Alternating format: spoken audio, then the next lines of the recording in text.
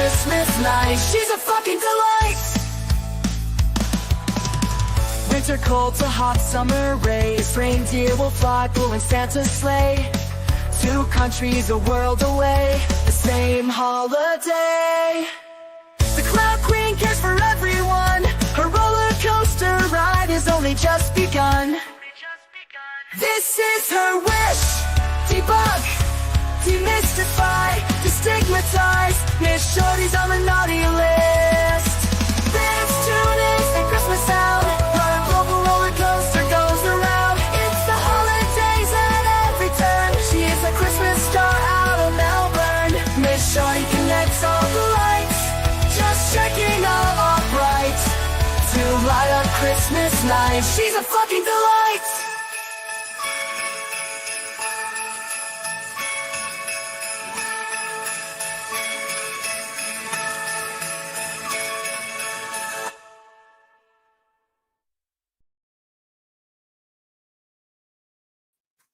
Hey Shorties, how's it going? I feel like I've just seen you a moment ago and it's great to be back. I need to resize me. Adam, are you resizing me? Maybe. Thanks, babe. You're the best. He's such a good helper.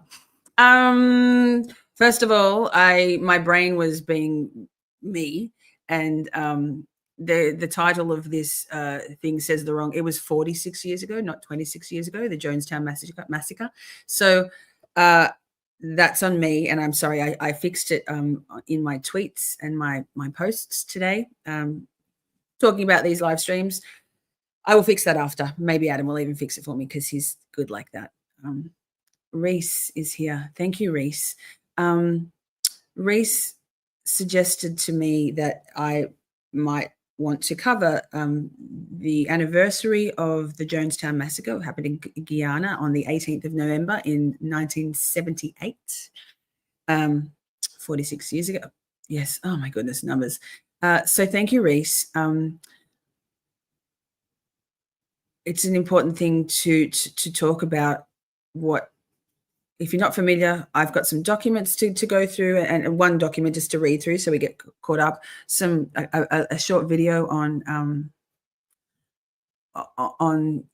2 short videos on the Jonestown Massacre so we can get up to speed. There is a podcast, probably many podcasts. So I'm familiar with this cult, the People's Temple cult, mass suicide, mostly mass murder back then. But let me say hello to some people. Thank you, Rease. I really appreciate you suggesting. Ernie Birdie's here. Michelle's here. Do I see? Oh, I already said hi to Rease.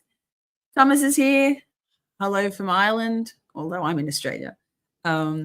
Michelle's here. Laura B. Piers here. Amy in Boston. La. Replay crew sounds good, Amy. Thank you for popping by. Did I say hi, Ernie? Adam, love you. Gigi, beautiful name. Beautiful girl. Beautiful lady. Beautiful person.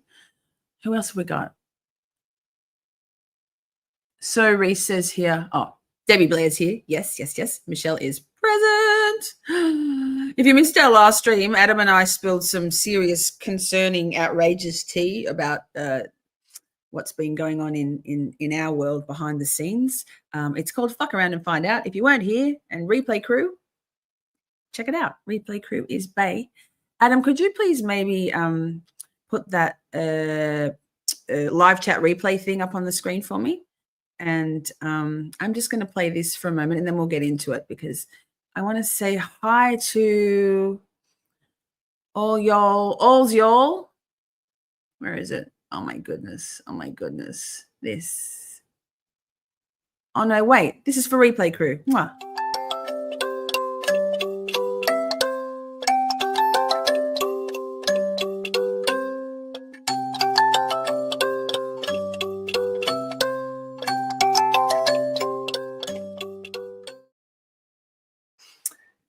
Couldn't do this without you, Replay Crew. Can't it be? Everybody can't be here. YouTube's a big place. There's lots going on, right? So if you are in any of my on any of my lives, but on replay crew, if you are on a mobile device and you'd like to be checking out the feral, on topic, fun, informed chat, you ferals, all you need to do is, if you're on a mobile, is to view the live chat in replay, just swipe left on the comment tab and it will give you the option for the live chat instead of comments. So that's always handy to know for any live stream if you're on your phone. I'm always on my phone, mostly always. So that. Good to see you too, Annie. Mwah. Mods, I just had this great idea yesterday that we're going to have a mod Christmas party. Moderators, Camp Shorty Avengers. So that's going to happen in December. A bit of team building, bit of fun. Thank you, mods, for always being here and doing, not always being here, but when you're here, being present and fun and amazing. I couldn't do without you all. Title changed. Thank you, Adam. I really appreciate you. Ted, Melissa. You should go back if you get a chance and watch the last stream too, Turd, because I think you'll be mildly outraged. Sorry, Turd, Melissa. Yikes. So if you love the new intro, it's a reboot, a remix of my fucking delight intro song. Thank you, Melissa.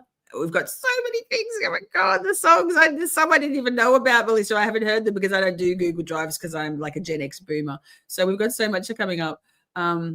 Yeah. That. So Laura's here. Laura's here. Mwah. Good to see you too, gorgeous. Joy to see you. Joy to the world. So hello. Let me just go start. Wait, you've got to do this whole share screen thing. Sorry, I'm such a profesh. Present. Yikes.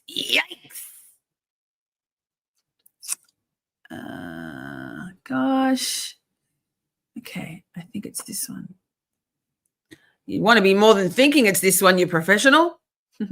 Wait, yeah, okay. Wait. Stop sharing. Start it from the start of the screen. Oh my God. Okay, so actually before we go, I feel like maybe this could be a little bit distressing for some people. And if it is,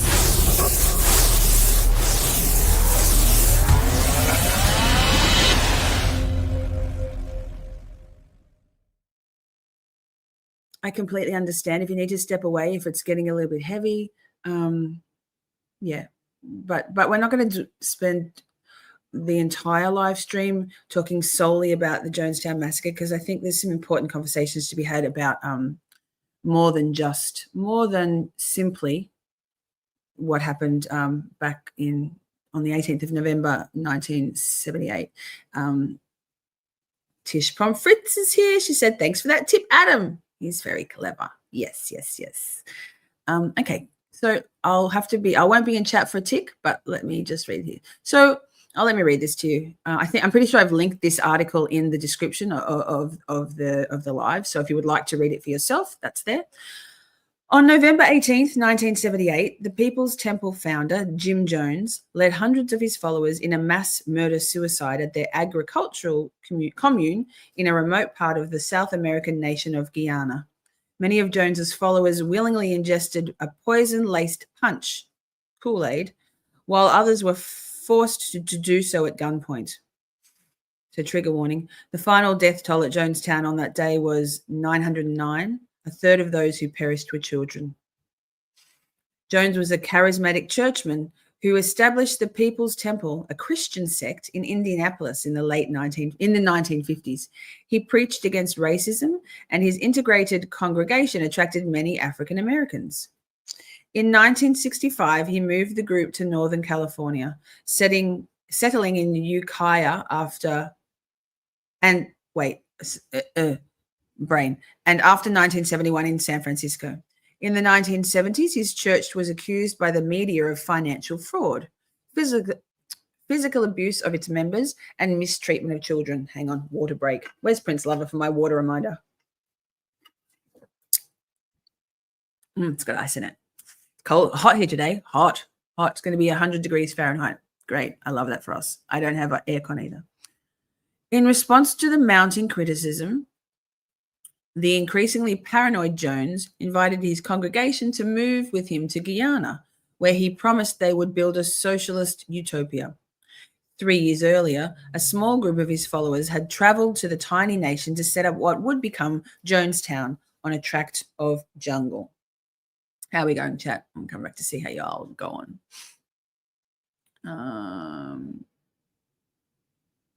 That's okay, Trish. Catch the replay. Thank you. Flashback, yeah. Candy's here. Good. This is where the term drink the Kool-Aid comes from. Absolutely. And people say it in jest, but obviously maybe we can think twice about that sometimes. Yeah. It's very sad. Jones didn't fancy the Kool-Aid. No. Jones didn't. Jones was one of the people who actually did take their own lives in this whole thing. Coward. Jenna's working, but she came in to say hi and like. Thank you, gorgeous. We've got Devi Heard after this at 6:30 Eastern. So that, and then Feral Friday, Publicly Buzzed. I'll be a guest on Publicly Buzzed on at 9 Eastern. Half an hour on YouTube, and then heading over to Kick after that for a watch party of the good old Australian classic Prisoner. It's going to be a blast. But let's get back to this. Where's this? Here we go. Post with children. 3. Okay. Tract of jungle. Yes. I'll play that video in a moment. Jonestown did not turn out to be the paradise their leader had promised. Temple members worked long days in the fields and were subjected to harsh punishments if they questioned Jones' authority. Oh no, that is a capital. My eyes. Their passports were confiscated, their letters home censored, and members were encouraged to inform on one another and forced to attend lengthy late-night meetings. Jones, by then in declining mental health and addicted to drugs, was convinced the US government and others were out to destroy him. He required the temple members to participate in mock suicide drills in the middle of the night. Ugh. Oh, those poor people, those poor children, all of them. Ugh. In 1978, a group of former temple members and concerned relatives of current members convinced US Congressman Leo Ryan, a Democrat of California, to travel to Jonestown and investigate the settlement. On November 17, 1978, Ryan arrived in Jonestown with a group of journalists and other observers. At first, the visit went well, but the next day, as Ryan's delegation was about to leave, several Jonestown residents approached the group and asked them for passage out of Guyana. Jones became distressed at the defection of his followers, and one of Jones's lieutenants attacked Ryan with a knife. The congressman escaped from the incident unharmed, but Jones then ordered Ryan and his companions ambushed and killed at the airstrip as they attempted to leave. Trigger warning. The congressman and 4 others were murdered as they boarded their charter planes. I'm just going to stop in and see how you all are going in the chat. Yes, exactly. He was too good for Kool-Aid, shithead. Yes, he shot himself, right? You've got to pay attention to the footage as it shows Congressman Ryan's face start to crumble as he realizes he's standing in the middle of a powder keg. 40 seconds of cheers and whistles and horrors in.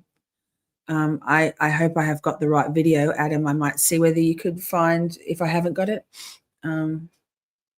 That sounds terrifying. Oh, my mouse hates me. Come on now, I'm using you. Don't go sleepy. It's okay, Pia. John Late, come one, come all. Happy to have you all here. They started in Cali. Cults and Kool-Aid would never be the same again, right? Gary, Indiana.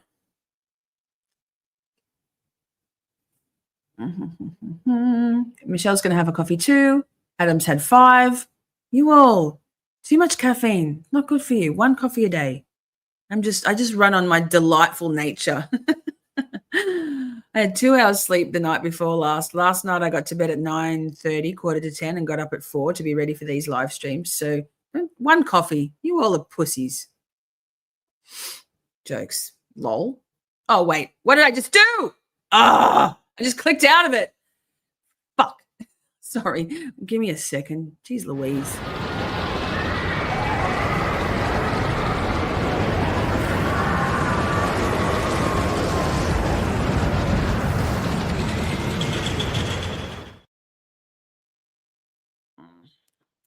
I'm here. Let me just find that. God.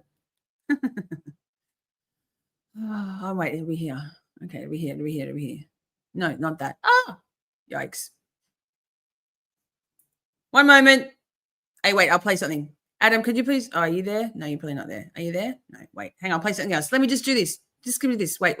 Love you, mate. Miss Shorty connects and unites, debunking all the lies. She leads us in our fight. She's a fucking delight. This is a cry. Debunk, demystify, destigmatize, uniting USA and Oz. Then Mr. Battleground, her global roller coaster goes around. A shooting star out of Melbourne.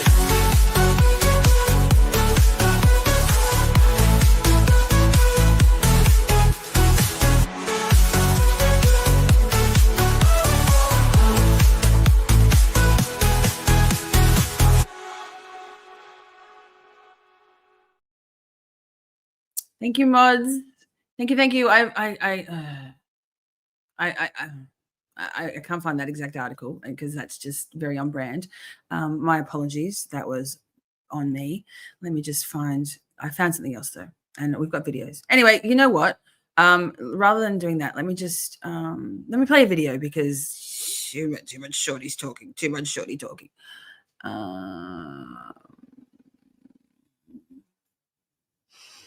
There you go.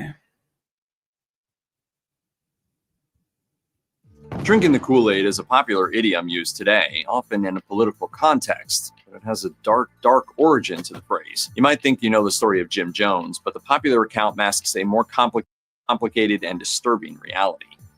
Jim Jones ran the People's Temple from San Francisco, but the history of the church is a bit complicated. After starting in Indianapolis and traveling down to Brazil for a time, the main takeaway is that Jones always had one target for parishioners, or minorities. According to New West magazine, he mobilized San Francisco's African-American community in a crucial swing block. He was so powerful that few dared challenge him at the time, and he became what New West called one of the most politically potent religious leaders in the history of the state. A guy like my dad found out what you wanted to hear and see and showed it to you. In 1977, when the State Department seemed poised to intervene in a child custody case relating to Jonestown, San Francisco's politicians and local radicals leapt to defend Jones. Activist Angela Davis asked the San Francisco DA to drop all investigations into Jones, claiming his detractors wanted to stop his work for social justice. In a letter to then-President Jimmy Carter, California State Assembly member and future San Francisco Mayor Willie Brown called Jones a rare human being and a leader of the First Order. Did his message at the time resonate with you? Yes.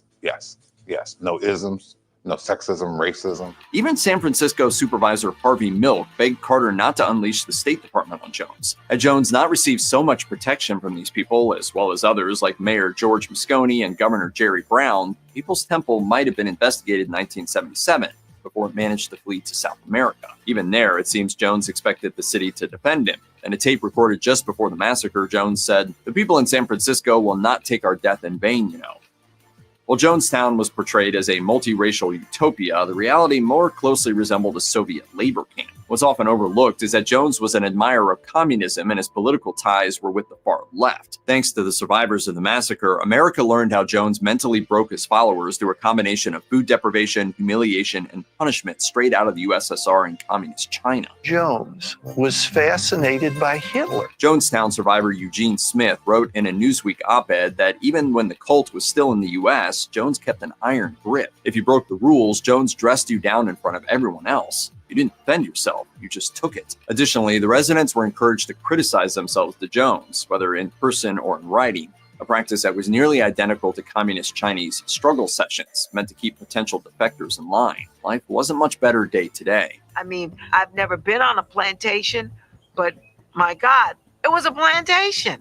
And he was the master. Work consisted of 8 to 12-hour days in the jungle, with most meals consisting mainly of rice. Jonestown's inhabitants were kept on a low-protein diet, no doubt to keep them weak and pliable. What they were fed was a daily diet of propaganda about America's impending collapse and how bad life was elsewhere, kind of like North Korea does today.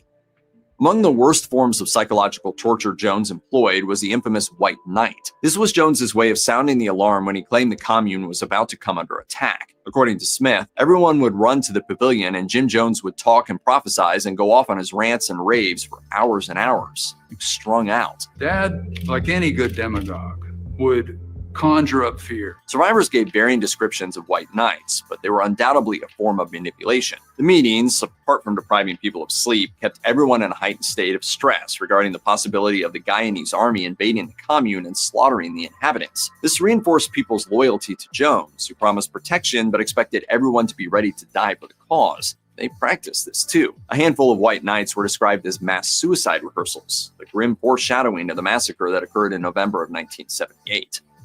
While San Francisco Democrats ran cover for Jim Jones, California Democratic Congressman Leo Ryan broke ranks with his party to investigate. After New West magazine published a damning article regarding abuse in Jones's cult, the People's Temple moved to Guyana, where members were reportedly forbidden to leave. Ryan went there to investigate and lost his life as a result. Before we go any further, we need to briefly explain the geography of Guyana. Jonestown is about 140 miles outside of the capital city of Georgetown, in the middle of the jungle. The nearest airport is 60 miles away, on what is mostly a dirt road over uneven terrain. So Jones chose this location to make it very hard to get in and out of his utopia, and that played to his advantage. Accompanying Ryan was journalist Tim Reiterman, who published his experiences in the San Francisco Examiner in 1978. Reiterman said Jones carefully choreographed the visit to make Jonestown look like a thriving settlement. Whatever the comments are, there are some people here who believe that this is the best thing that ever happened to them in their whole life. But the charade collapsed when two members handed Ryan a note begging the congressman to save them. At least 14 more joined them in their attempt to escape, something Jones wouldn't tolerate. What is your wish today? To go back home. And where's home? U.S. Before the group even left Jonestown for the airport, things got very dicey. A few church loyalists inspected the trucks carrying the fleeing members, and that culminated with Congressman Ryan having a knife held to his throat. Cooler heads prevailed, and they all thought they were in the clear to return to the U.S. Unbeknownst to Ryan, however, a member of Jones's Red Brigade, Larry Layton, had joined the defectors as a saboteur. After arriving in Port Kaituma for their flight home, Layton signaled to a handful of men in a tractor who'd been following the party. I turned to Larry Layton, I said, "They're killing everyone, they're killing everyone." And then he shot me 3 times, point blank. In the resulting firefights, Ryan and several others were killed. In 1986, Layton would be the only person convicted for the killings. Speaking to a packed house at Lincoln Land Community College in 2014, People's Temple financial secretary and Jonestown survivor Deborah Layton declared nobody committed suicide at Jonestown. It was a massacre. I mean, it's like 900 people, so no, it wasn't all suicide. With those words, Layton busted Jonestown's most enduring myth, that it was history's largest mass suicide. In a 2021 Time magazine article, Odell Rhodes, who survived Jonestown, agreed. Although some followed Jones's order, 300 children and infants were forced to drink the cyanide-laced Flavor Aid. And yes, it wasn't even KoolAid, it was the other brand of sugary drink. If the kids weren't willing to sip the poison, their mothers were ordered to squirt the drink into their mouths with a syringe. The gruesome scene haunted witnesses for years, with one worker writing, "Can't sleep, can I get the small children out of my mind?" This is a beautiful place here, and it's fun over here, it's really good. As for the adults who didn't want to go along with the plan, Jones had a solution for them as well. Rhodes said he saw them herded back to the pavilion at gunpoint and coerced into drinking the poison. According to a Guyanese pathologist, up to 90% of Jonestown's victims were forcibly injected, shot, or strangled. So yes, Jonestown was really a mass murder. Among the few who definitively died by suicide was Jones himself. According to a Washington Post interview with his son Stephen, Jones was too prideful to let anyone else kill him. Despite the fact that the People's Temple drew its membership from the poorer echelons of American society, the group itself was far from poor. Jones's well-funded operation had around $27 million in total assets. These included $7 million in cash stashed away in Venezuelan and Panamanian bank accounts. According to the New York Times, the members of the People's Temple left all the liquid assets to the USSR with the explanation, "We, as communists, want our money to be a benefit for help to oppressed peoples all over the world, or in any way that your decision-making body sees fit." The Times report drew heavily on the activities of Jones loyalist Maria Casares, who was tasked with organizing the delivery of some of the funds to the Soviet embassy in the Guyanese capital. She visited Panama and Venezuela several times, suggesting she was Jones's primary financial go-between with the banks. Jones's wife Marceline left another note transferring money in Canada and the Bahamas. Again, a sign that the cult was far from poor. It doesn't appear the USSR ever received the money, and Moscow refused to comment on the matter. While most of the Jonestown Massacre took place in the commune, a second, smaller massacre was taking place at the People's Temple headquarters in the Guyanese capital of Georgetown, at the hands of Jones' loyalist Sharon Amos. According to her nephew August and his mother Robin, Jones ordered cult members at the Georgetown headquarters to kill themselves, but most of them refused. Amos, however, chose to carry out a horrific act on Jones's order with fellow cult member Charles Beichman. She took her 3 children to a bathroom where she did the unspeakable. We're not even going to speak it. Let's just say that she was loyal to Jones through and through. 10-year-old Stephanie Brown, who was supposed to be killed by Beichman, survived. Beichman only cut her superficially to make it seem to Amos that he had carried out Jones's orders. In doing so, he saved her life. At Beichman's trial, he received a reduced sentence of 5 years on an attempted murder charge thanks to his refusal to kill the girl. Why did the Guyanese government... I just thought I'd say I'm starring some comments that I missed while I was having technical difficulties, Shorty-inspired technical difficulties, and we'll talk about them once this is over. It's got another couple of minutes to go. Thanks, chat. allowed Jones and the People's Temple to settle there in the first place? The answer was political expediency, despite the flashing red warning signs that Jones wasn't all he claimed to be. In the 1970s, Guyana was a poor, underdeveloped country covered in inaccessible jungle. According to San Diego State University professor Khalil Muhammad, Guyana wanted foreigners with a socialist bent who were willing to develop the interior, and a mostly black, ostensibly Christian movement seemed like the perfect way to get it done. The idea was all the more attractive due to Guyana's conflict with Venezuela over the Essequibo region. Jones would settle the borderlands, strengthen Guyana's claims to the area, and make it economically viable. He used his money to bribe police, army personnel, and officials to look the other way when reports of abuse surfaced, setting the scene for November 1978. After the tragedy, the Guyanese government, possibly aided by the United States, went into cover-up mode. As an attorney, I've got to question how thorough their investigation is or how thorough that trial is. According to the testimony of Dr. Leslie Mutu, the pathologist assigned to the case, there was evidence of forcible injection and gunshot wounds on the vast majority of the bodies. That evidence was buried to make it look like a mass suicide. These are the bodies of unidentified children. In place of names, just numbers on the boxes. The People's Temple was around 70% African American in 1978 when the Jonestown Massacre occurred. Many followed Jim Jones because at one point he seemed like the real deal, seeking to turn Dr. Martin Luther King Jr.'s I Have a Dream speech into reality. In this aspect, the People's Temple did well. Anyone was welcome there, including mixed-race couples whose marriages were illegal in many states until 1967. When Jones moved operations to San Francisco, his mostly black congregants saw him as their fighter in City Hall and in Sacramento. All lies. None of it was true. I mean, he sold us a bill of goods. In the end, this is perhaps the saddest part of the Jonestown saga. Was Jones the real deal who went mad with power, or was he always a manipulative sociopath? Survivors' accounts suggest the latter, meaning that Jones took advantage of some of America's most vulnerable and isolated. But to what end? Jones would have said it was for the revolution. His bank accounts suggest it was the same old, money, power, and control over his fellow man.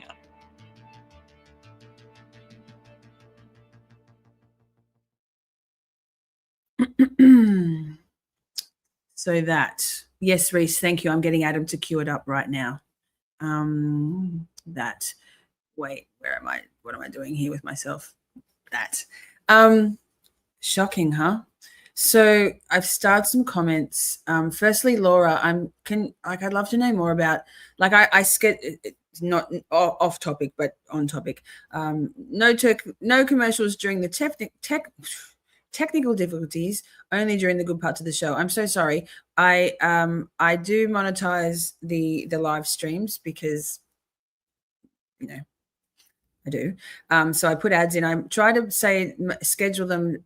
Well, I do only every 30 minutes, and to scatter them throughout so that everybody doesn't just get an ad all at one time who don't have memberships or YouTube Premium. YouTube Premium is the way to get out of not having any ads in anything you watch. Life-changing. But I'm interested to know, Laura, if maybe you could send me a DM to let me know how those ads are appearing, because I have premium, so I don't know, and I'd rather not you guys not get shitty ads like inundated with them. I need to make it's a couple of cents tops and add per view for me. So I'm certainly not raking it in. And generally my streams are all so heavily demonetized because of my language that but every little cent counts for a struggling little up and comer YouTuber. So Pia, I didn't get to see your very first. I saw your very first comment, but Pia knows someone who was in a cult in California, I think, and I think one of them my goodness, I should have started more comments. Thank you, Adam. But basically Pia said that one of the friends she had, I think the daughter, you said, was able to escape and become deprogrammed, but that, you know, it really fucked them up. And Pia said cults really mess people up. They do. And I've got some stuff that's not specific to Jonestown to play, to talk about groupthink and cults, but we might play this first that Rease has sent through. Rease says, I was 8 and I remembered how I planned to tell Jones, because this affects Rease directly, all about the meanness in my home. I intended for myself to be one of the foster children in his cult. Whoa, socialism is a child's dream. So as a child, Rease was aspiring to be a part of the People's Temple. So, you know, charismatic leaders with nefarious intentions, absolutely can be beyond dangerous. Mental health of the cult members, if that. So much, but we'll go into just cults in general in a little while. But Adam's got this queued up for us. So Adam, could you please get that started for me, darling?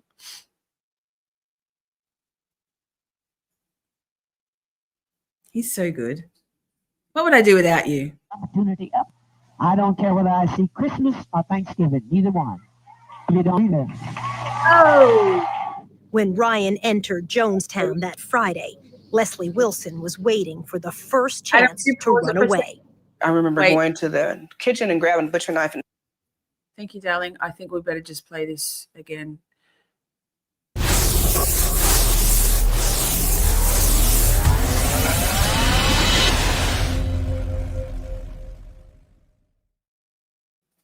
Okay. Hey, Steve, public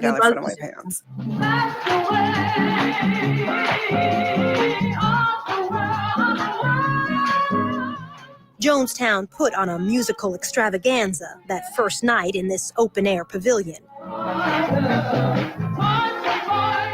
An NBC News camera team accompanied Congressman Ryan. You're watching their footage. Well, I can tell you right now that from a few conversations I've had with some of the folks here already this evening, that whatever the comments are, there are some people here who believe that this is the best thing that ever happened to them in their whole life. The cheering lasted more than a minute. Desperate to leave, Vern Gosney mistook NBC reporter Don Harris, in the blue, for a Ryan aide. I tucked a note in his elbow as he walked by, and the note dropped to the ground, and I picked it up and gave it back to him and told him, "You've dropped something." And a small boy then shouted, you know, he passed a note. It said, "Help us get out of Jonestown." When I heard that, I think Vern Gosney had passed a note that he wanted to leave, we were just like, oh my God. As word spread, tension grew. Time was running out on Jonestown for all the children and everyone else. Yet their last night on Earth would end in song. No matter what they take from me, they can't take away my dignity. Jones forced the reporters to leave and go back to the nearby town of Port Kaituma. Ryan and his aide, Jackie Spear, spent the night in Jonestown. And I was awake a good part of the night thinking, how quickly can we get out of here tomorrow? Leslie Wilson was thinking the same thing.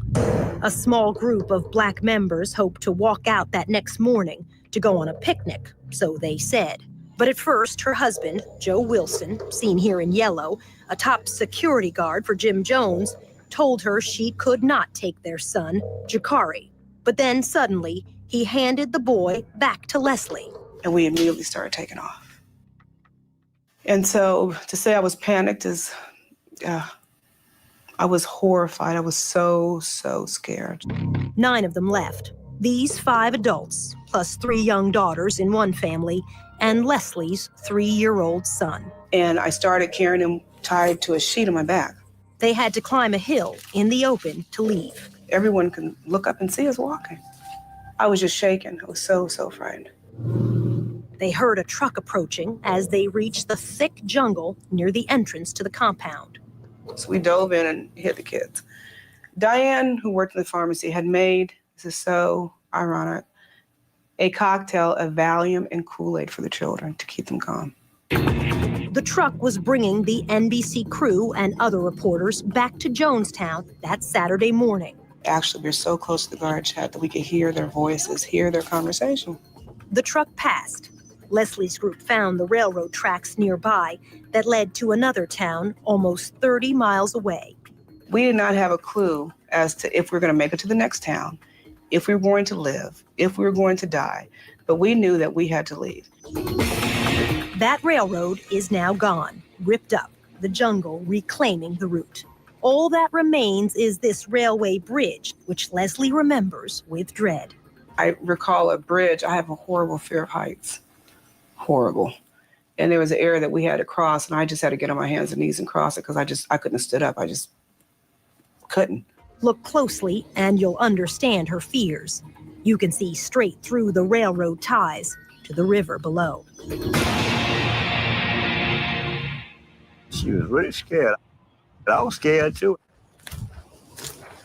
Robert Paul joined up with Leslie's group just before that bridge crossing. He had been a security guard for Jim Jones and believed in Jones until he got to Guyana. At first he was so good, then all that evil came down. I thought I'd met God, but I met Satan. Paul and another man also left that morning. The trek through the jungle was exhausting for everyone. It was hard. It was hard. We was really tired. How difficult was the walk, carrying a child on your back? Oh, it was 3 other little kids. It was a tough walk. But then too, it was a freedom walk. It was a walk to freedom. A passing train stopped and gave Leslie's group, now 11 people in all, a ride over the last several miles. When they came to the end of the line in the town of Matthews Ridge, suddenly they came face to face with more fear. We walk up to the police station, and then we have guns drawn on us. We don't know why. The captain proceeds to tell us there's been shootings in Port Kaituma.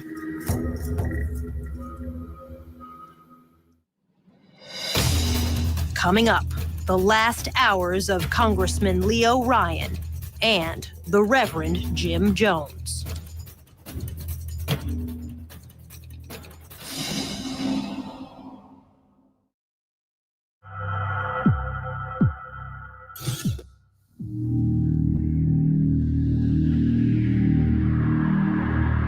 You can feel death in the air. You can actually feel it. Jerry Parks had a sense Saturday, November 18th, 1978, would be his last day in Jonestown, one way or another. I knew that we didn't have long. I knew that if we got out of there, it's going to have to be pretty quick. Parks wanted his family to leave with the others who walked away that morning. I had clothes stashed in a plastic bag down in the tall grass from where I worked. But then he saw someone approaching it. I seen him pick up that bag and start walking. The first thing I thought, oh no, somebody's turned us in. So his 64-year-old mother, Edith Parks, sought out Congressman Ryan's aide, Jackie Spear. Tim Carter, seen here, overheard the conversation.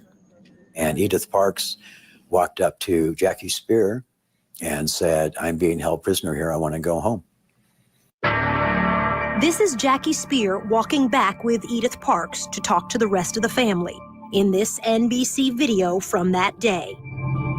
Tim Carter will never forget what a Jones loyalist said to him. And she goes, "Well, looks like we're all going to die." Spear tape recorded a statement by the oldest daughter, Brenda Parks. What is your wish today? To go back home. And where is home? U.S. Jackie Spear walked off to find Jim Jones. The woman she passed is Patricia Parks, Jerry's wife, in the last hours of her life. Spear confronted Jones with the defectors. He became very agitated, very upset, tried to talk with them. He was sweating, beads of sweat on his face. Jerry's youngest daughter, Tracy Parks, was confronted by Jones' wife, Marceline. First off, I thought, okay, this is the day that I'm gonna die. But Marceline left Tracy an opening to rejoin her family. And she goes, "You don't want to leave, do you?" And I said, "If you take me to them, I'll talk them out of it." Jerry Parks faced down Jim Jones. I said, "What the hell's he done for me besides hold my family prisoner here for 7.5 months?" As Jerry Parks turned away, I look over there and Jones is sitting on the bench and he's just sitting there, a dejected, beaten man.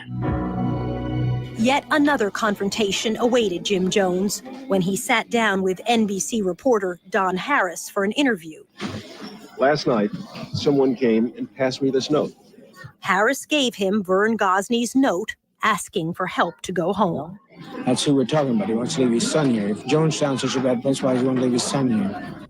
In fact, Vern Gosney had to agree to leave his young son Mark behind before Jones would let him go. All the decisions around my son, will, haunt me for the rest of my life. Jones raged at Harris. People play games, friend. They lie. What can I do about liars? Are you people going to leave us? I just beg you, please leave us. Bill, we will bother nobody. Anybody wants to get out of here can get out of here. We have no problem about getting out of here. They come and go all the time. I don't know what kind of game. People like publicity. Some people do. I don't. The sky turned black. The wind came up, and the wind came up strong, and it was just torrential rain. When the rain came, the Parks family and others took shelter in an open-air shed. That's little Tracy Parks on the right in the blue windbreaker. Jim Jones is there too, talking with the Bogue family who had been among Jones' earliest followers and now wanted to leave as well. That sent shockwaves through me. Jones moved over to talk to Edith Parks and her family. Young Tracy was distraught. I was crying and wiping my tears with that hat.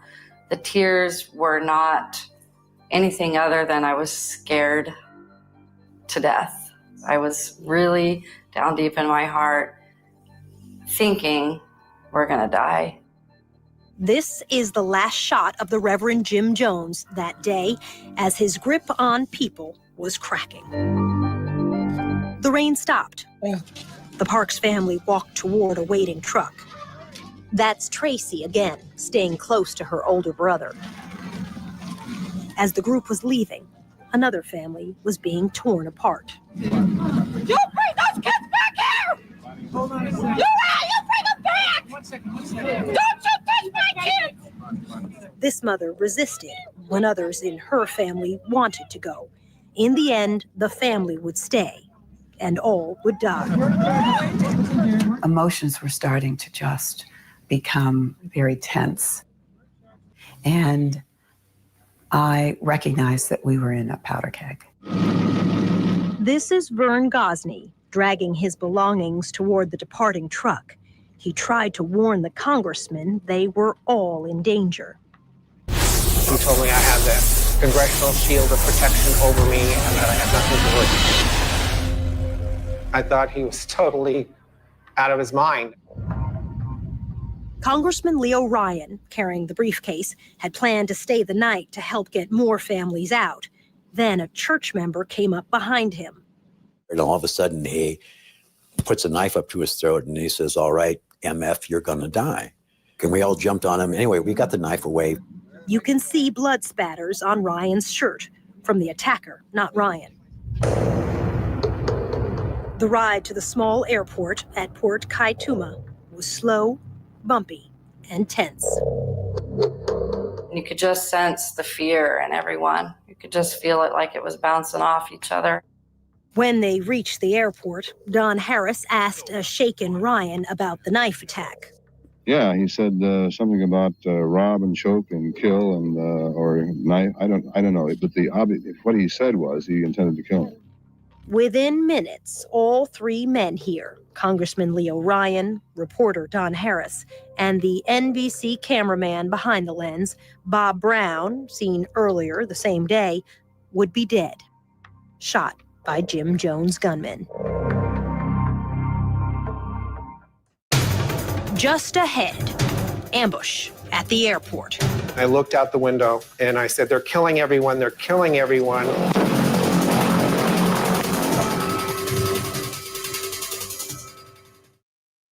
Oh, sorry, chat. I'm a little bit, trigger warning, yeah. Trigger warning.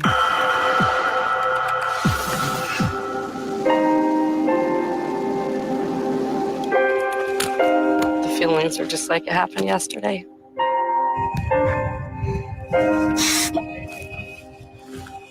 Years later, Tracy Parks came back to this small airport near Jonestown.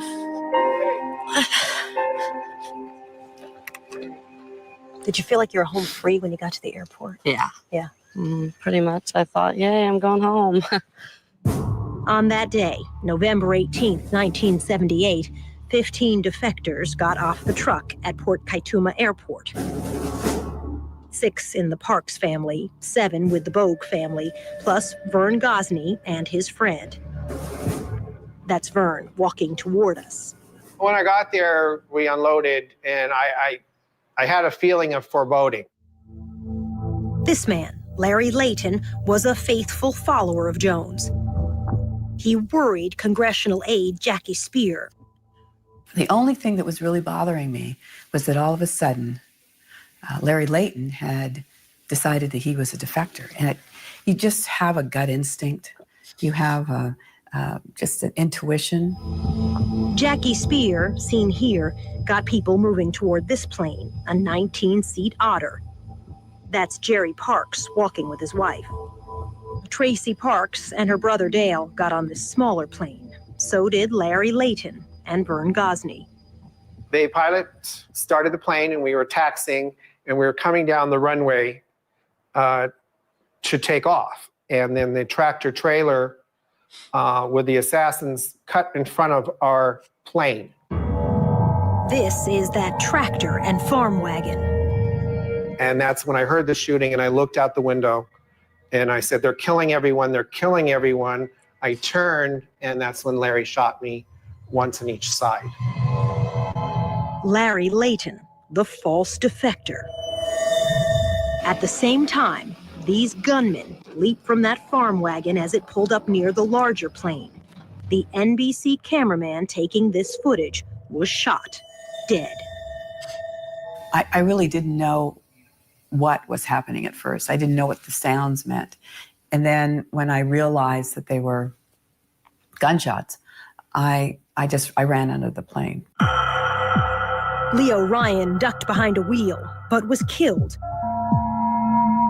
The only U.S. congressman ever assassinated while in office. These are photos never seen publicly until now. Lying behind Ryan, the body of NBC reporter Don Harris. This newspaper photographer also was killed. Jerry Parks, 30 years ago. They shot the reporters on the ground, the congressman. They come from the pickup, the dump truck from the other side and got off and stuck the gun to their heads, point blank, and blew their brains out. And shot them up terrible. The newsmen, the congressman, and his aide, Jackie Spear, were clearly the targets. I was shot 5 times. The first thing I thought was, oh my God, this is it. I'm 28 years old, and my life is over. Inside the larger plane, Jerry Parks was sitting across from his wife, Patty, when bullets came through the windows. I heard my mom holler, "My God, look at Patty." And I turned around and looked, and the whole top part of her head was gone. The tractor was over there. Her daughter, Tracy. When they started shooting down here at the big plane, that's when Larry Layton started in our little plane. He shot the 2 people in front of us. Then he turned around and pointed the gun at my brother's chest. And the bullet, we thought, went off. He flew back and, acted like he had been hit. And then he looked down and realized he hadn't. Dale and I struggled with Larry to get the gun away. Larry was hitting me and kicking me at that time, and I had to fight Larry, and I had to push up through the pilot's seat and go out the pilot's door, and then ran towards the jungle.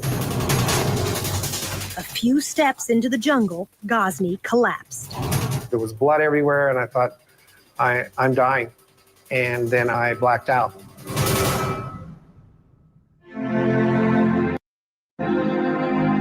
Patricia Parks' body was pulled from the larger plane.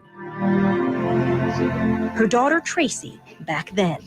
I didn't see her get shot, but I saw her brains in the plane, and I saw her laying out on the ground. My mother was laying. They shot her, and my dad wanted to kind of not let me see that.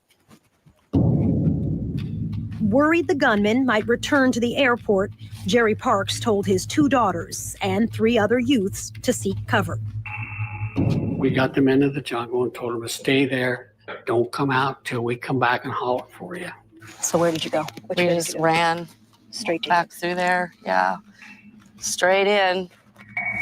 Others carried a badly wounded Jackie Spear to the edge of the jungle. Unfortunately, I was placed on an anthill. But you don't sweat the small stuff when you're dying. Reporters found the only painkiller in town. During the night, they would come and bring a bottle of rum. And that's how I got through the night, sipping on a bottle of rum. Jerry Parks' worries were getting worse. Before night came, we went back to the jungle, started hollering for the kids, and no response. They never came. They said they did, but we went so far we couldn't hear their voices. And I thought, oh my God, don't tell me they're lost. Next. Die with a degree of dignity. Lay down your life with dignity. Don't lay down with tears and agony. The end of Jonestown.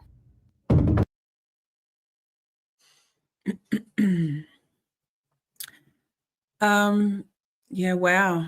Sorry, I had to go off camera a few times there, chat. That's heavy. Thank you, Rease, for sending that that clip through. Like, wow. It's just awful. It's a horrific end, Debbie. Yes. Absolutely horrendous, says B Harmony. Patricia remembers those photos. Yes.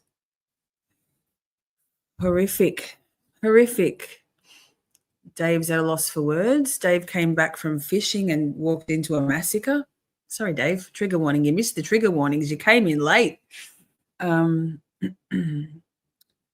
mean, yeah, Taryn, right? Just, despicable. So,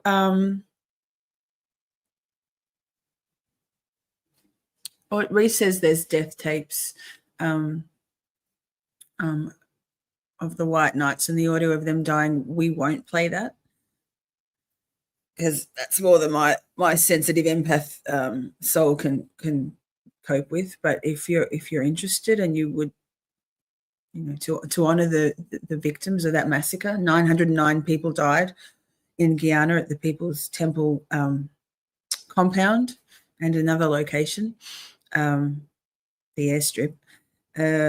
On that fateful day, on the 18th of November, 1978, 46 years ago. Yeah, it's awful. It's awful. So thank you for being here, chat. Let's just, I just want to say, I know that there are some of you who are not in chat, but who are here watching. And I just want to say hi to you all, if I can find it. Why am I like this? There it is. This.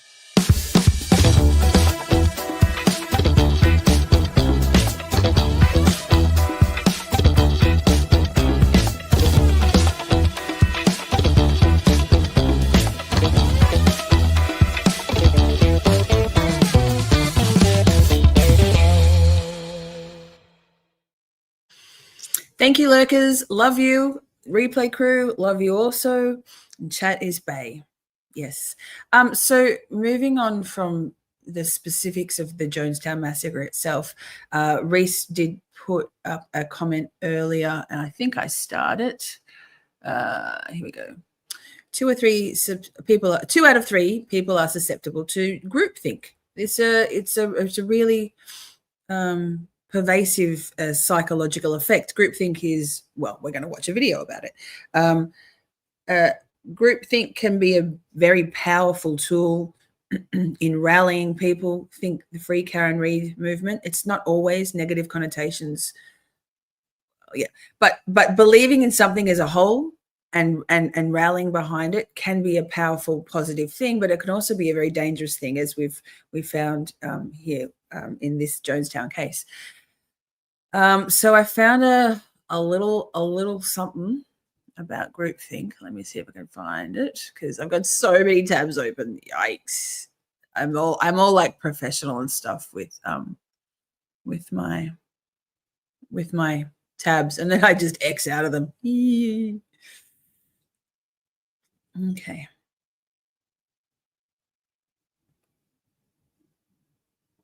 Let's watch this. 7 minutes. So social psychology is the study of how individuals think, feel, very quiet, and behave in social interactions. You probably know intuitively that when individuals are in groups, they may act very differently than when they're alone.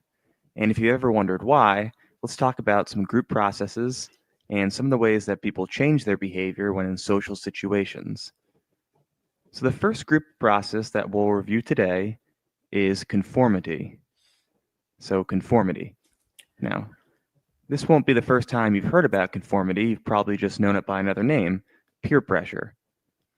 And conformity is a tendency for people to bring their behavior in line with group norms. And it's so powerful in social situations. We use social situations, especially ones with peers, to determine what's acceptable, to question standards and authorities, and get feedback on behaviors. So it is important, especially for younger folks, to have positive peers, because if the group's behavior is positive, then it can lead to peace, harmony, and happiness. But if the group's behavior is negative, it can be catastrophic. So when behaviors are negative or wrong, why do people still conform to group norms? So imagine you're part of a group and the group's been asked to train a dog. So the group... Rease just made a really good point here. The inability to think outside the group is zombie behavior. I think we often these days, the catchphrase, the buzzword is sheeple, zombie behavior. Critical thinking and an inquisitive mind is a very helpful thing to have on board. And I think mostly all of us here have got that. We in the Free Karen Read movement are often accused by the antis as being part of a cult. And I think this is a good example of this cult being a positive thing. There have been some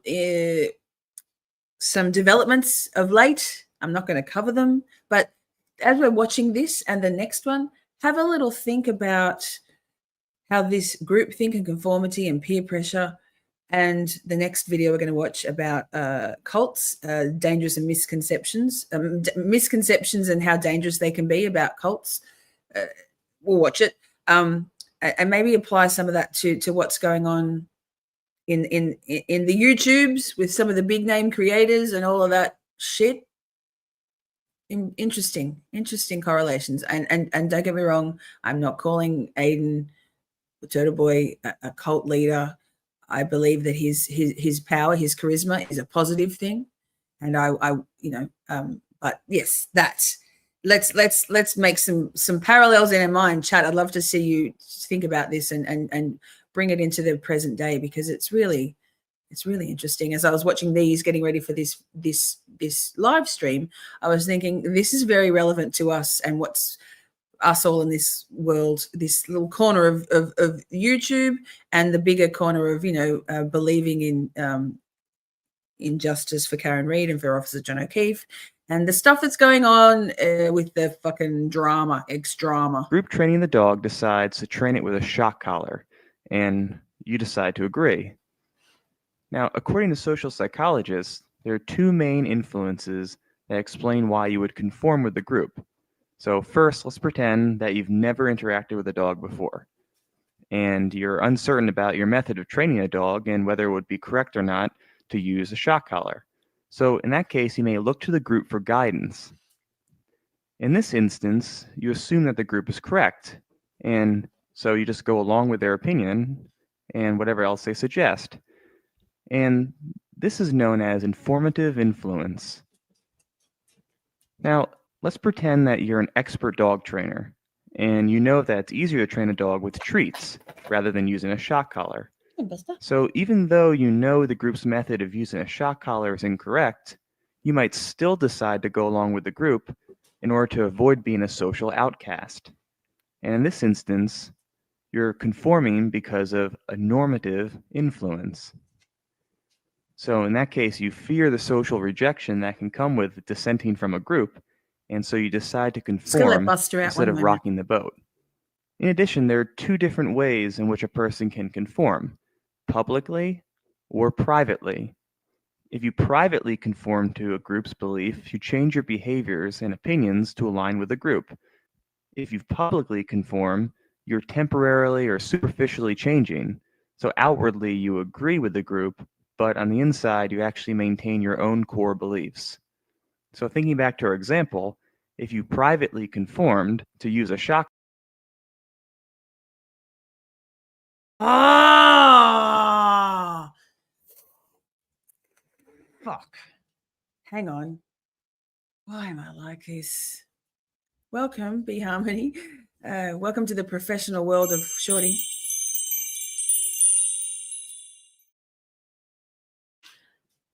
So I just X'd out of that because that's what I'm like. Let me see if I can find it again. Yeah, that's just how I am. It's just how I am. Can't change it. Hang on. Let me play. I already played that. Adam, play something for me while I find it again, please. It's in the description. Yikes. Actually, Adam, can you find it, please? It's in the description, what we were just watching. 100%. Oh, God. Oh, one day I'm going to be like a real YouTuber. Welcome, Be Harmony. Thank you for joining.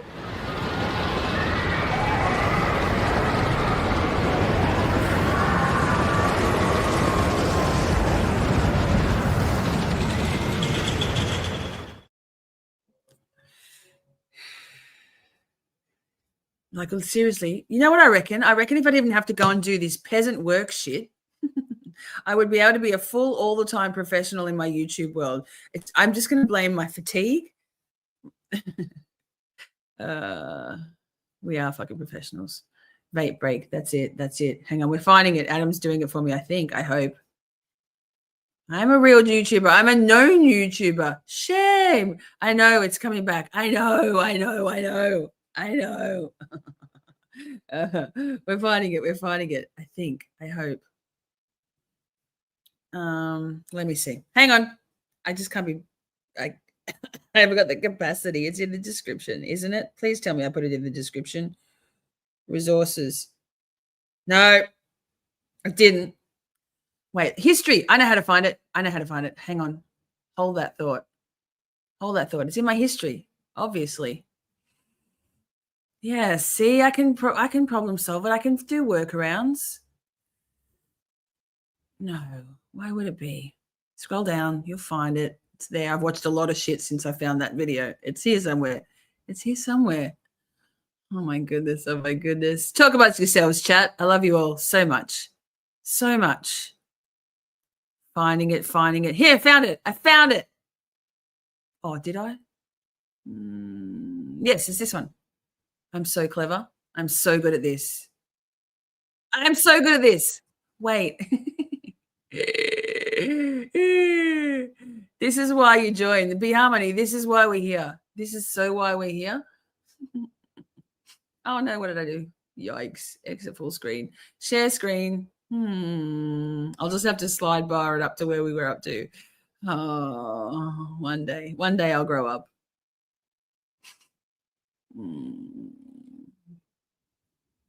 One day I'll be a real adult and a real everything. There it is. Look at me. And some of the ways that people change their behavior when in social situations. So the first group process that we'll review today. Wait. Training a dog. And get feedback on behaviors. So it is important, especially for younger folks, to have positive peers because never interacted with a dog before. And you're uncertain about your method of training a dog and whether it would be correct or not to use a shock. In this instance, you assume that the group is correct, and so you just go along with their opinion and whatever else they suggest. And this is known as informative influence. Now, there's a strong message there when Adam plays the professional video. And you know that it's easier to train a dog with treats rather than using a shock collar. So even though you know the group's method of using a shock collar is incorrect, you might still decide to go along with the group in order to avoid being a social outcast. And in this instance, you're conforming because of a normative influence. Thank you, Shari. So in that case, you fear the social rejection that can come with dissenting from a group, and so you decide to conform instead of rocking the boat. In addition, there are two different ways in which a person can conform, publicly or privately. If you privately conform to a group's belief, you change your behaviors and opinions to align with the group. If you publicly conform, you're temporarily or superficially changing. So outwardly, you agree with the group, but on the inside, you actually maintain your own. Wait, I'm going to just give myself some grace here. There are literally 1, 2, 3, 4, 5, 6, 7, 8, 9, 10, 11, 12, 13, 14, 15, 16. There's about 16 tabs open, right? Ready to go. Not open. Well, I guess they're open. And so the little tabs are tiny. Shari, thank you. Welcome, new members. We have really cool emojis in the chat, members only emojis. If you got a membership and you're lurking,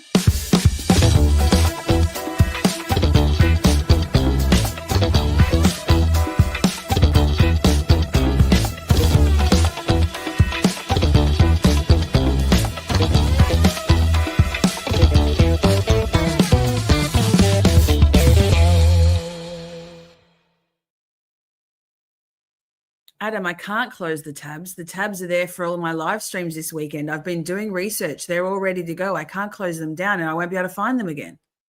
They're there importantly. Prince Lover's here. Yes. Thanks for the reminder, girl. Good to see you. Okay, back to it. Okay, we're on track. Sort of. Core beliefs.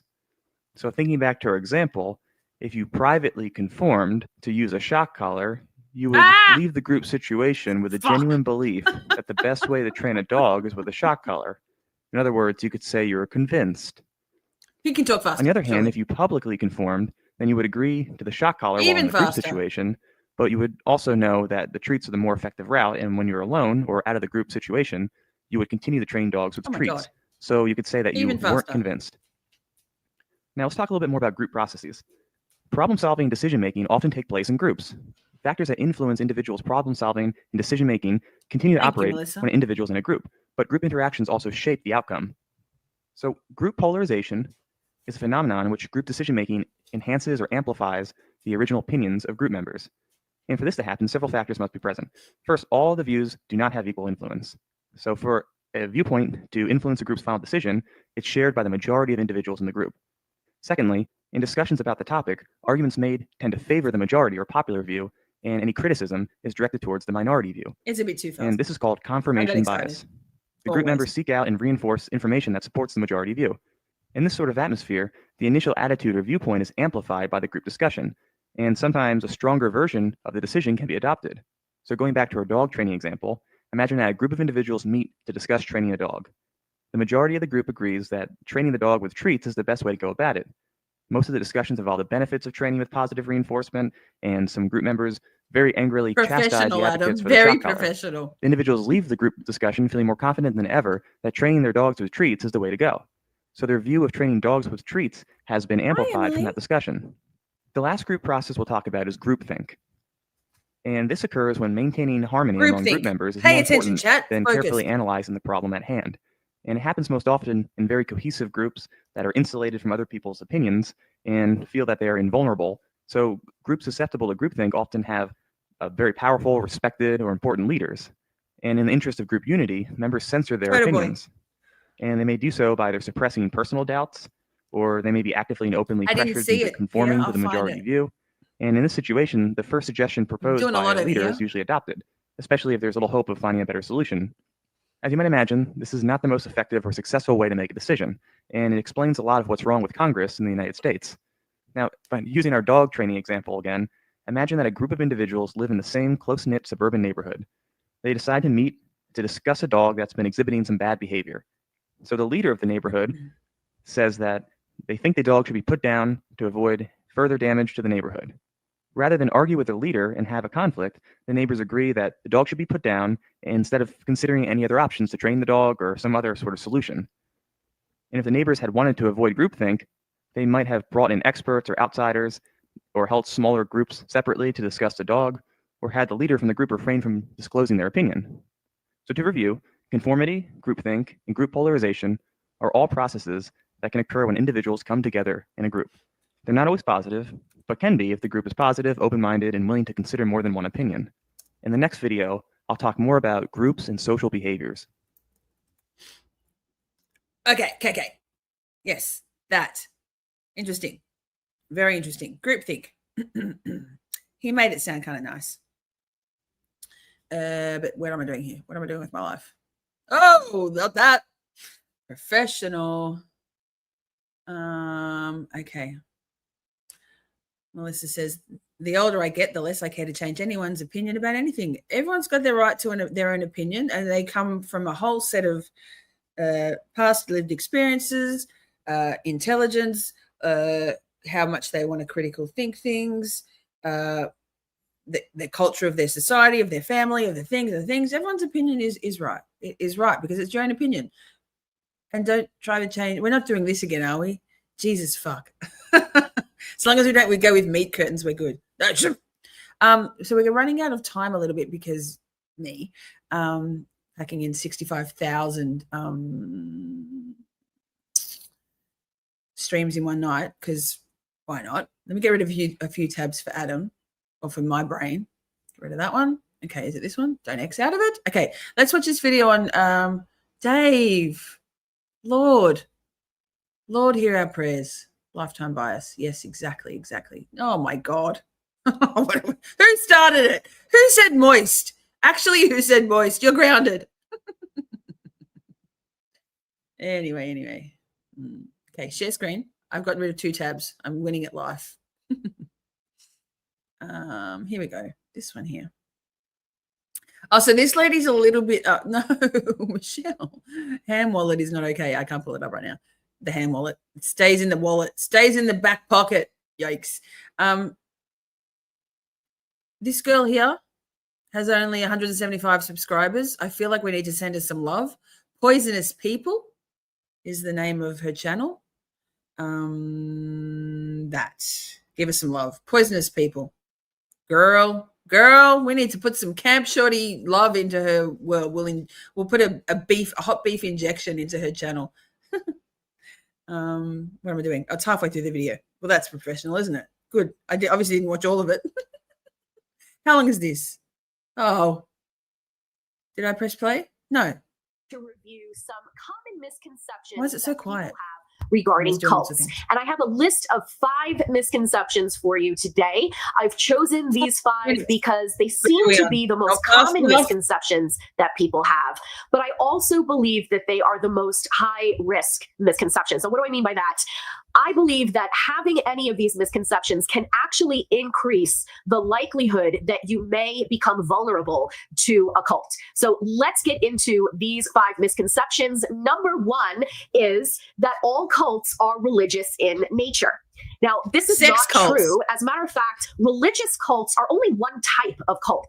There are many different types of cults, and all the other types are non-religious. So this is a misconception that I feel poses a great risk to people who are atheists or people who otherwise don't really put a high priority on religion. Every time I have educated people about cults or held a seminar on cults, it never fails. There's always somebody in the audience who says, well, I don't have to worry about that because I'm an atheist, so this doesn't apply to me. Well, they are correct in that their atheism is probably going to protect them from the likelihood of being recruited by a religious cult. But their atheism or lack of interest otherwise in religion is going to do absolutely nothing to protect them from the other types of cults. And this is why it's important to understand that there are other types of cults. I will be doing a small series on each type with one video addressing each individual type. So be sure to check that out once it's published. The second most common misconception that people have about cults is that cults are determined by their beliefs. This misconception actually stems from a larger umbrella belief that cults are strange. Now, the irony is that when we judge cults on their beliefs, we are actually engaging in cultic behavior. We are determining somebody else's beliefs as being unacceptable, and that is a very cultic thing to do. Cults typically do not tolerate other people's beliefs. We're actually doing the very same thing that we're accusing the cults of doing when we judge their beliefs as odd or unusual, and therefore they're a cult. The truth is that cults have nothing to do with belief, but everything to do with behavior. So what matters is not what they believe, but how they force the beliefs on other people, how they don't tolerate other people's beliefs, how they might isolate their members in order to cut their members off from other viewpoints. And you generally see a lot of obnoxious behavior, a lot of toxic behavior, and a lot of abusive behavior. This is what's going to separate a cult from a healthy group. Cults are actually going to use your beliefs to suck you in. Having the misconception that cults are strange and they have strange beliefs, that's going to leave you with this false sense of security where you'll say, well, I'll be able to tell a cult from a mile away, just listen to what they believe. There's a flying saucer or UFO, it's going to land here and we all need to prepare. That is not at all how it happens. Most of the time, they're going to probably approach you with some idea like, wouldn't you like to be happy? Wouldn't you like to achieve peace and joy in your life? And who's going to say no to that? So it is definitely a danger to you if you continue to hold this misconception that cults are based on their beliefs. A lot of the things that cults believe are pretty idealistic, pretty great, and very, very attractive. Our third misconception is also related to the larger umbrella belief that cults are strange, and that is that cults are rare. So in this sense, the idea is that cults are so strange. There's such a fringe element of society. They're not mainstream at all. They're not common. And it's very rare that I'm ever going to run into one. Statistics show that there are approximately 10 million adults involved in over 3,000 cults in America. Most cult awareness professionals agree that size does not determine if something's a cult or not. So there's no cult that's too large or too small. That means that a cult can consist of only 2 people, a leader and a follower. Romantic relationships, abusive relationships, toxic domestic partnerships, and these kinds of relationships can qualify as a type of cult. So when you factor in all the potential abusive relationships that are going on right now, there are potentially millions of little cults all over the world.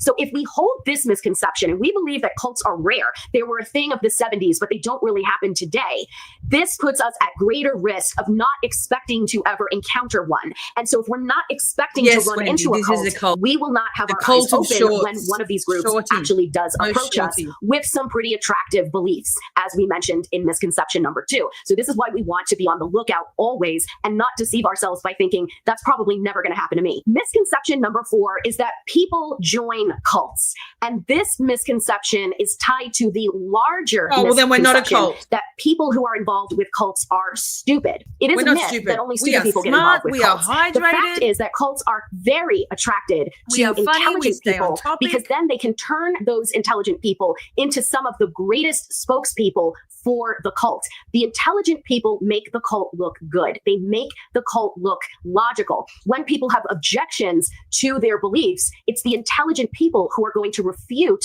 those objections. So do stupid people get involved with cults? Of course, right? The more the merrier. If you're gullible, we'll take you too. But if you're intelligent, you are actually quite valuable to the group. The truth is, nobody joins a cult. Nobody. Nobody wakes up in the morning and says, gee, I think I'll join a cult today. Instead, these people are deceptively recruited by the group using attractive principles, as we discussed with misconception number 2, and they don't really show their true colors until much later. So it's very, very similar to being in an abusive relationship. Nobody says to themselves, I'd love to meet a man who's tall, dark, and abusive. Everyone wants to meet somebody who's really nice and caring and sensitive to their needs. So even the most abusive individuals will put up a good front at first. They'll be very charming and likable at first. And it's not until the relationship progresses that we realize we're maybe not dealing with somebody who is who they said they were. And that's exactly how people are recruited into cults.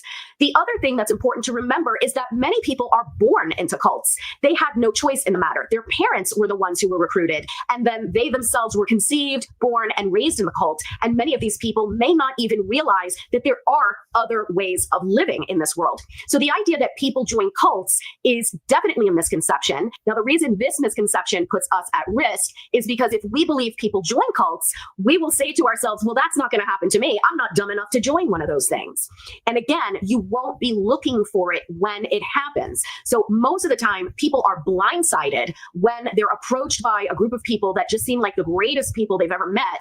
And then they don't realize that things aren't really as they appear until they're already pretty far involved with the group. And our 5th misconception is something that's relatively new for me, something that I've noticed. And this one is also tied to the greater umbrella misconception that people who are involved in cults are stupid.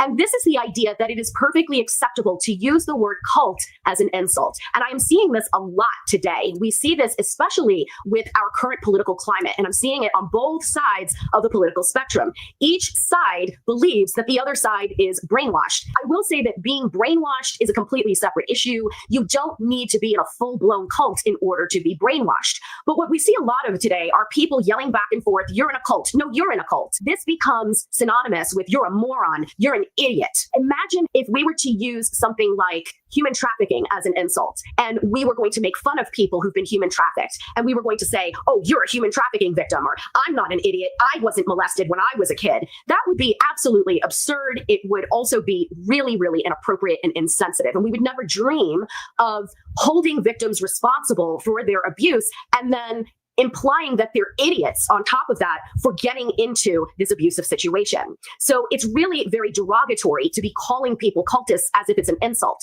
But the reason this is very dangerous to each one of us is that it promotes a culture of shame around this issue. So the people who really are in cults will be less likely to seek help when they get out because they don't want to be judged.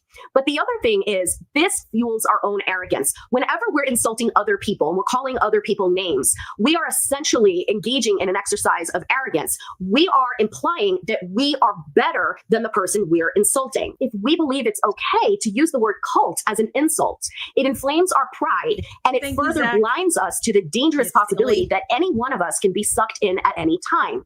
Furthermore, if we use this insult and then later on we're the ones that get sucked in, the level of shame is even higher because we're now hypocrites. And the likelihood that we will come forward to seek the treatment we need is even lower because we're so embarrassed, not only that we were dumb enough to get involved with a cult, but that we made such a big stink out of making fun of other people who previously found themselves in the same situation. So I hope a review of these misconceptions has given you something to think about, maybe corrected some stereotypes that you previously held. And if so, you can guarantee that that will make you stronger against the lore of these groups. I'm Jen Guerrero, and this is Poisonous People. Thanks for watching.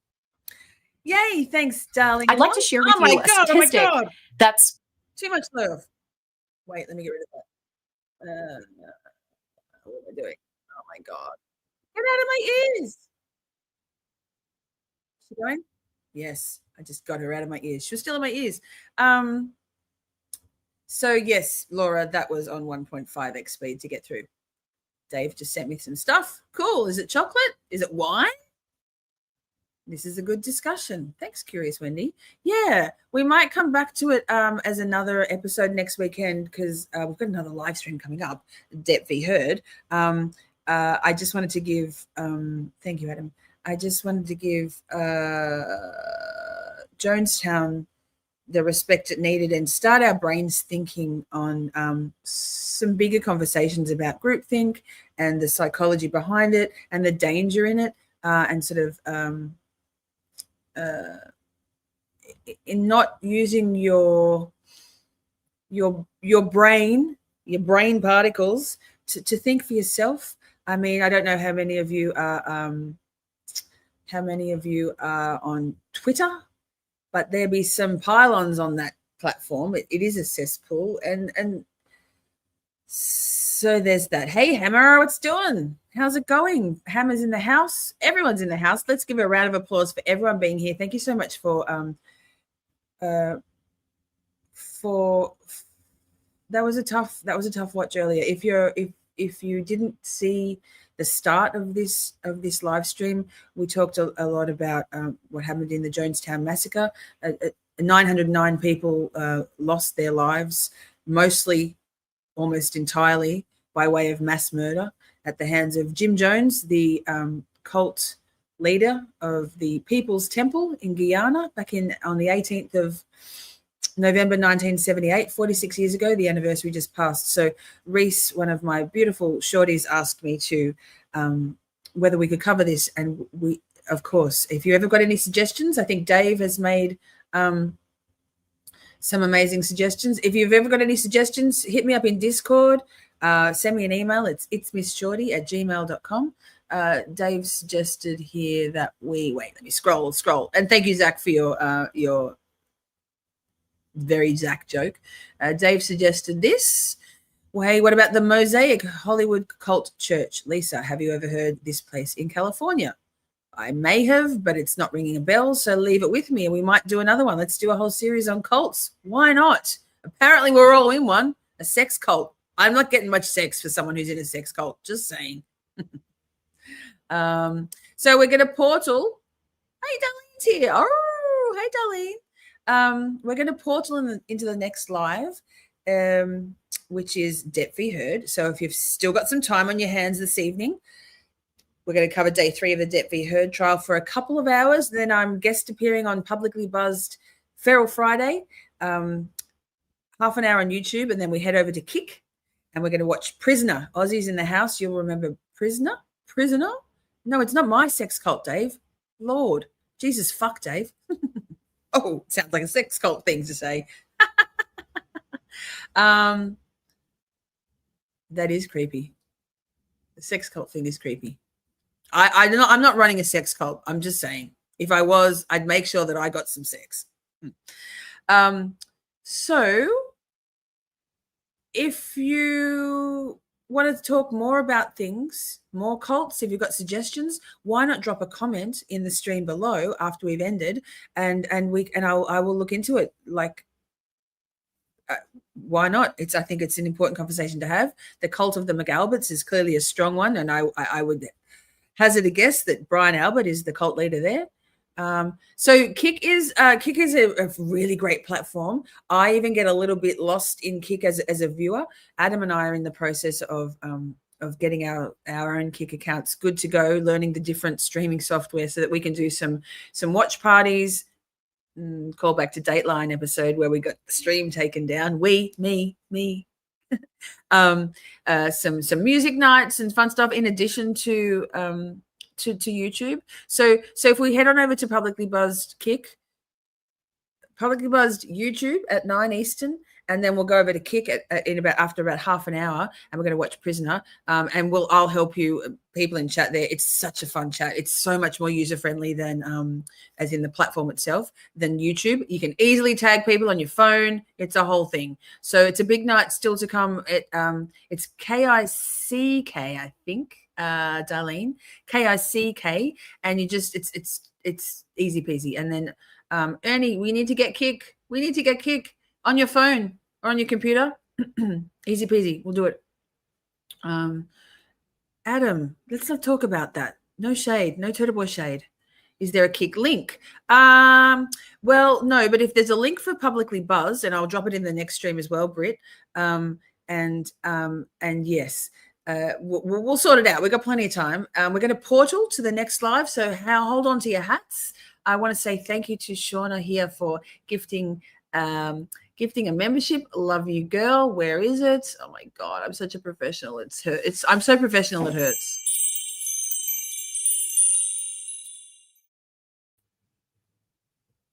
We are doing Kik tonight, yes, but with Publicly Buzzed. Yes. If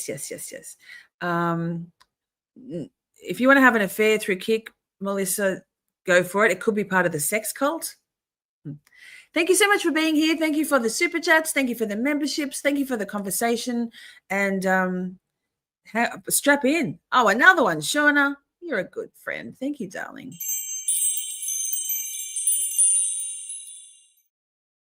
Enough already. I got to go to the bathroom, maybe get some government cheese. Let's listen to this amazing Christmas Shorty outro. Thanks, Mrs. Melissa Asylum. Thank you, Turd Ferguson. Same person. It's an oversized hat. It's funny, but now we're being serious, Melissa Asylum. And Adam, the video is fire.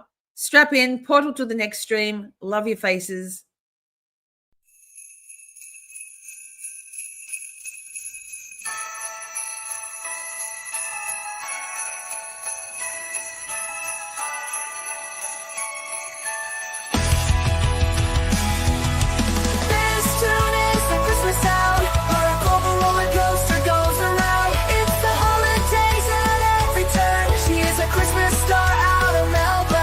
Miss Shorty connects all the lights, just checking all bright to light up Christmas night. She's a fucking delight. Winter cold to hot summer rays, reindeer will fly pulling Santa's sleigh. 2 countries a world away, the same holiday. The Cloud Queen cares for everyone, her roller coaster ride has only just begun. This is her wish. Debug, demystify, destigmatize. Miss Shorty's on the naughty list. Dance tunings and Christmas sound. Our global roller coaster goes around. It's the holidays at every turn. She is a Christmas star out of Melbourne. Miss Shorty connects all the lights, just checking all bright to light up Christmas night. She's a fucking delight.